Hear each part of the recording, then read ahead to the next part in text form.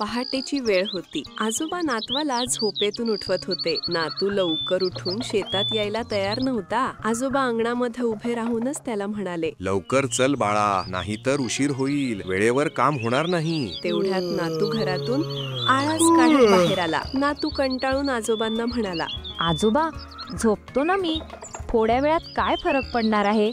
नातवाचा हा आळशीपणा पाहून आजोबा हसले आणि म्हणाले, बाळा, प्रत्येक सेकंद महत्वाचा असतो. तुला एक वेळेचे महत्व सांगणारी गोष्ट सांगतो. एका गावात एक शेतकरी होता. तो रोज सकाळी लवकर उठून शेतात जायचा. त्याचा एक मित्र होता जो नेहमी त्याला उशिरा उठून काम करण्याचा सल्ला द्यायचा. पुढे जेव्हा पेरणीची वेळ आली, पहिल्या शेतकऱ्याने वेळेवर उठून आपले काम सुरू केले आणि वेळेवर पेरणी पूर्ण केली. पण त्याचा मित्र उशिरा उठला आणि त्याचे काम वेळेवर झाले नाही.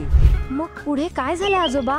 थोड्या दिवसांनी जोरदार पाऊस आला. पहिल्या शेतकऱ्याच्या शेतातील बिया मातीत घट्ट बसल्या होत्या, कारण त्याने वेळेवर पेरणी केली होती. पण मित्राच्या शेतातील बिया पाण्याबरोबर वाहून गेल्या, कारण त्याचे काम वेळेवर झाले नव्हते. त्या पहिल्या शेतकऱ्याचे पीक खूप चांगले आले, कारण त्याने वेळेचे महत्व ओळखले. नातवाने डोळे मोठे करत आजोबांना विचारले, आजोबा, मग त्या दुसऱ्या शेतकऱ्याचे काय झाले?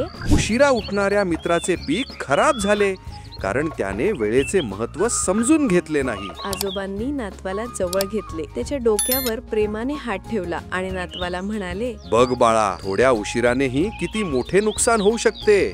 वेळेवर केलेली कामे आपल्याला मदत करतात आणि वेळेवर न केलेली कामे आपल्याला अडचणीत आणतात. नातवाला त्याची चूक लक्षात आली. नातवाने खुश होऊन आजोबांना सांगितले, आता कळलं आजोबा, वेळेचे महत्व. मी आता वेळेवर उठून काम करायला शिकेन. आजोबा हसले आणि म्हणाले, अगदी बरोबर. वेळेचे मोल ज्याला कळते त्यालाच जीवनात यश मिळते.